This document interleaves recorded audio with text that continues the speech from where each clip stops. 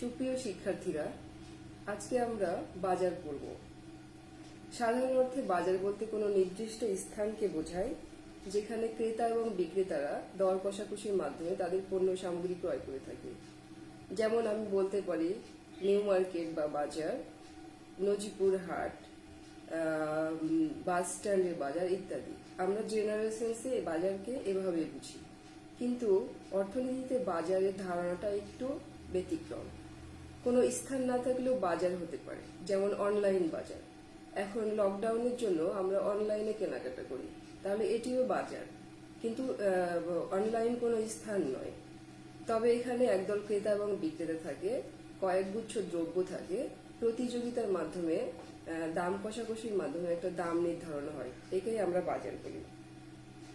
অর্থনীতিতে বাজার বলতে কোনো নির্দিষ্ট স্থানকে বোঝায় না, বরং কোনো দ্রব্যকে বোঝায় যা ক্রেতা ও বিক্রেতার মধ্যে নির্দিষ্ট দামে ক্রয় বিক্রয় হয়, যেমন ধানের বাজার, স্বর্ণের বাজার, শেয়ার বাজার ইত্যাদি। এখানকার শিখন ফল হলো বাজার সম্পর্কে অর্থনীতি ধারণা ব্যাখ্যা করতে পারবে, বাজারের শ্রেণীবিভাগ বর্ণনা করতে পারবে, বিভিন্ন ধরনের অর্থনৈতিক বাজারের মধ্যে তুলনা করতে পারবে।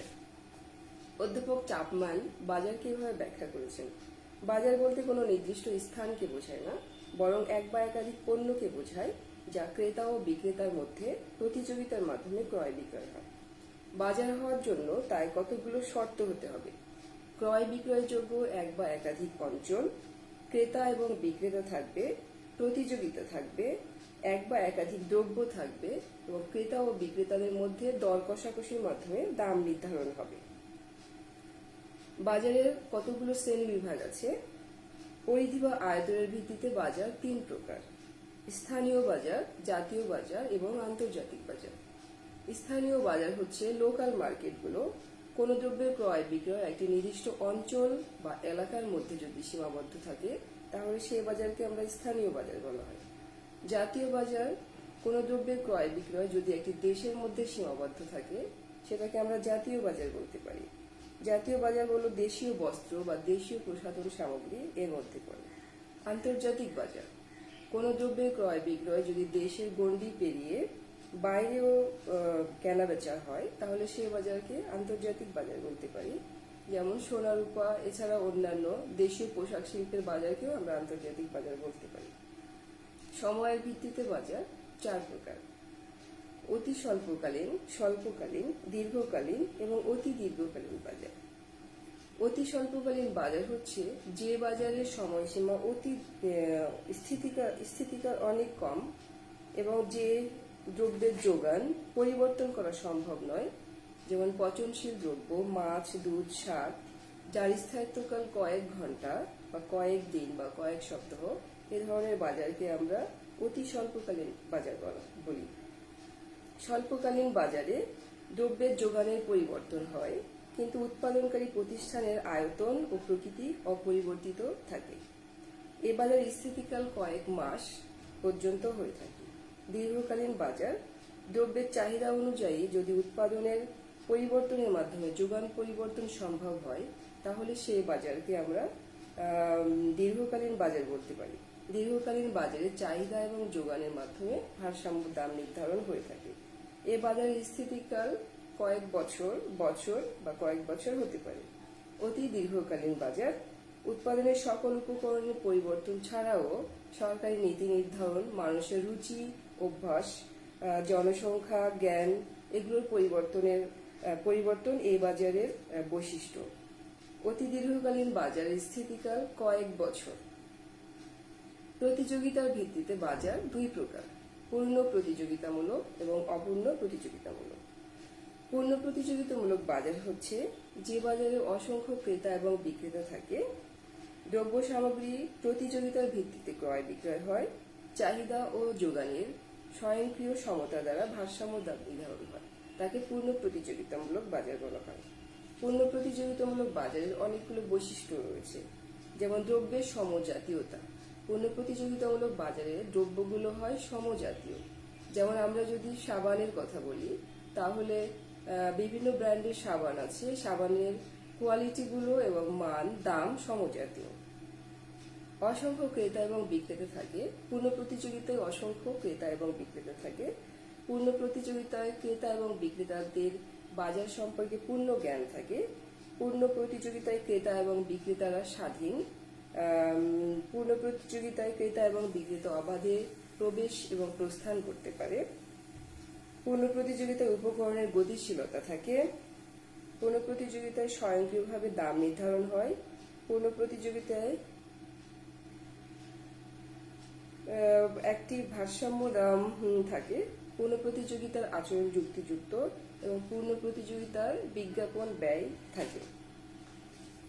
অপূর্ণ প্রতিযোগিতামূলক বাজার, যে বাজারে ক্রেতা এবং বিক্রেতার মধ্যে কোনো প্রতিযোগিতা থাকে না, তাকে অপূর্ণ প্রতিযোগিতামূলক বাজার বলা হয়। অপূর্ণ প্রতিযোগিতামূলক বাজারের আবার কয়েকটি প্রকারভেদ রয়েছে, যেমন একচেটিয়া বাজার, অলিগোপলি বাজার, ডুওপলি বাজার, একচেটিয়া প্রতিযোগিতামূলক বাজার এবং মনোপসোনি বাজার। এখন একচেটিয়া বাজার কি সেটা আমাদের একটু জানা দরকার। একচেটিয়া শব্দটি এসেছে মনোপলি ইংরেজি শব্দ থেকে। মনো হচ্ছে একমাত্র এবং পলি হলো বহু। তাহলে যে বাজারে বিক্রেতা একজন এবং ক্রেতা অসংখ্য, যে বাজারে বিক্রেতা একজন এবং ক্রেতা অসংখ্য তাকে একচেটিয়া বাজার বলা হয়। এরকম বাজার কি আমরা বাজারে সাধারণত দেখতে পাই? আমরা যদি পল্লী বিদ্যুৎ সমিতির কথা চিন্তা করি, গ্রামে যে বিদ্যুৎ সরবরাহ করে পল্লী বিদ্যুৎ সমিতি, একটি প্রতিষ্ঠান, পল্লী বিদ্যুৎ সমিতি একটি প্রতিষ্ঠান, কিন্তু এর গ্রাহক সংখ্যা অনেক। তাহলে পল্লী বিদ্যুতের যে বাজার সেটাকে আমরা একচেটিয়া বাজার বলতে পারি। অধ্যাপক কার্সোয়ানিস বাজার কিভাবে ব্যাখ্যা করেছেন একচেটিয়া বাজারকে? একচেটিয়া বাজার হলো এমন এক ধরনের বাজার কাঠামো যেখানে একক বিক্রেতা থাকে, উৎপাদিত পণ্যের কোনো নিকট পরিবর্তন থাকে না। একক বিক্রেতা থাকবে, একজন বিক্রেতা থাকবে, উৎপাদিত পণ্যের কোনো নিকট পরিবর্তন থাকবে না। যে পণ্যটা উৎপাদিত হবে সেই পণ্যের বিকল্প কোনো পণ্য থাকবে না এবং বাজারে প্রবেশে বাধা থাকবে। একচেটিয়া বাজারের কতগুলো বৈশিষ্ট্য রয়েছে। এই বৈশিষ্ট্যগুলো হলো: একজন উৎপাদক বা বিক্রেতা। একচেটিয়া বাজারে একজন মাত্র উৎপাদক বা বিক্রেতা থাকে। একচেটিয়া বাজারে পরিবর্তক দ্রব্যের অনুপস্থিতি থাকে, অন্য কোনো দ্রব্য থাকে না। একচেটিয়া বাজারে একচেটিয়ার দামের উপর নিয়ন্ত্রণ থাকে। সে যেভাবে দাম নির্ধারণ করবে সেভাবেই আমরা নিতে বাধ্য থাকি মোটামুটি। অবাধে প্রবেশে বাধা থাকে। উপকরণ সমূহ গতিশীল নয়। একচেটিয়া যেহেতু নিজেই সবকিছু নিয়ন্ত্রণ করে, এই জন্য উপকরণ সমূহ গতিশীল নয়। একচেটিয়া অস্বাভাবিক মুনাফা অর্জন করে। এক দাম নিয়ন্ত্রণের প্রতিযোগিতা নেই, যেহেতু একচেটিয়া দাম নির্ধারণ করে দেয়। অসংখ্য ক্রেতা থাকে। বিক্রেতা একজন থাকলেও অসংখ্য ক্রেতা থাকে। আর একচেটিয়ায় কোনো বিজ্ঞাপন ব্যয় নেই। এরপর আমরা দেখব অলিগোপলি বাজার, যে বাজারে বিক্রেতার সংখ্যা 2 জন কিন্তু অসংখ্য নয়। বিক্রেতার সংখ্যা 2 জন কিন্তু অসংখ্য নয়, তাকে অলিগোপলি বাজার বলা হয়।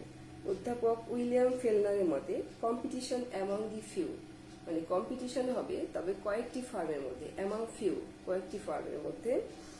আমরা যদি ফোন কোম্পানিগুলোর কথা বলি তাহলে গ্রামীণ ফোন, বাংলালিংক, টেলিটক, এয়ারটেল, এই প্রতিষ্ঠানগুলো অলিগোপলি বাজার হিসেবে বলতে পারি, কারণ বিক্রেতার সংখ্যা 2 এর অধিক কিন্তু অসংখ্য নয়। এবার আসি ডুওপলি বাজারে। ডুওপলি বাজারে যে বাজারে 2 জন বিক্রেতা থাকে তাকে ডুওপলি বাজার বলা হয়। 2 জন বিক্রেতা দ্রব্যের যোগান ও দাম নিয়ন্ত্রণ করে। এরকম বাজার কি আমরা দেখতে পাই? পেপসি এবং কোকাকোলা কোম্পানিকে আমরা ডুওপলি বাজারের মডেল হিসেবে সাধারণত বলে থাকি।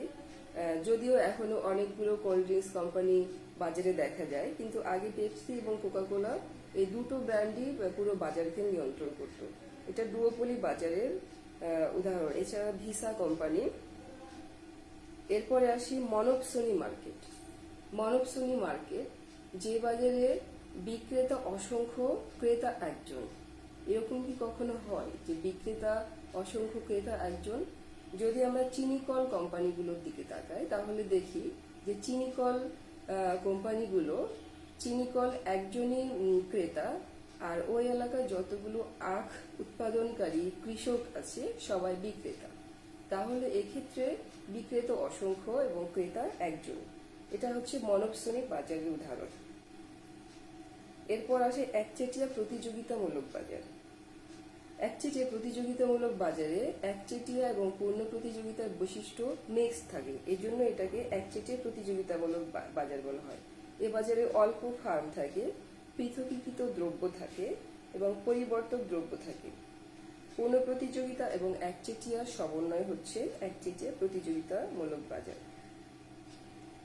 বাজার চ্যাপ্টারের লাস্টে যে বিষয়গুলো আমরা একটু দেখব সেটা হচ্ছে প্ল্যান্ট, ফার্ম এবং শিল্প।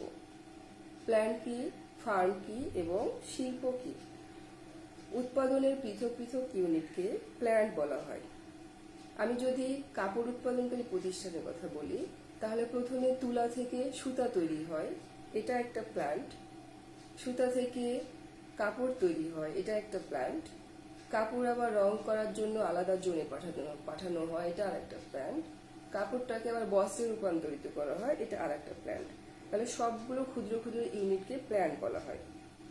ফার্ম, যতগুলো ক্ষুদ্র ক্ষুদ্র ইউনিট বললাম, এর সবগুলো সমষ্টি হচ্ছে ফার্ম। তাহলে আমরা ফার্ম বলতে পারি বা পোশাক কারখানা বলতে পারি। পোশাক ফার্ম, যতগুলো ক্ষুদ্র ক্ষুদ্র ইউনিট বললাম, তুলা থেকে সুতা, কাপড় তৈরি, রং করা, বস্ত্র তৈরি, সবগুলোকে একত্রিত করলে আমরা ফার্ম বলতে পারি। এই ফার্ম উৎপাদনের উপকরণ সংগ্রহ, ক্রয় করে এবং প্রক্রিয়াকরণের মাধ্যমে উৎপাদন কার্যক্রম পরিচালনা করে। ফার্ম উৎপাদনের উপকরণ ক্রয় করে এবং প্রক্রিয়াকরণের মাধ্যমে উৎপাদন কার্যক্রম পরিচালনা করে। ফার্ম হচ্ছে শিল্পের একক। তাহলে শিল্প কি? অনেকগুলো ফার্মের সমষ্টিকে আমরা শিল্প বলি। তাহলে যতগুলো কাপড় উৎপাদনকারী প্রতিষ্ঠান আছে বা বস্ত্র উৎপাদনকারী প্রতিষ্ঠান আছে, সবগুলো একত্রিত করে আমরা শিল্প বলতে পারি, পোশাক শিল্প। তাহলে পোশাক শিল্প বলতে যতগুলো পোশাক উৎপাদনকারী একক ইউনিট আছে, সবগুলোকে একত্রে পোশাক শিল্প বলা হয়। বাজারে মোটামুটি এইটুকুই আমরা দেখলাম। বাজারে পূর্ণ প্রতিযোগিতামূলক বাজারের ভারসাম্য এবং একচেটিয়া বাজারের ভারসাম্য, এটা আমি তোমাদের আগেই পড়িয়েছি। কিছু টেকনিক্যাল সমস্যার জন্য চিত্রটা আপাতত দেখানো যাচ্ছে না। ধন্যবাদ সবাইকে। Free your soul. ধন্যবাদ।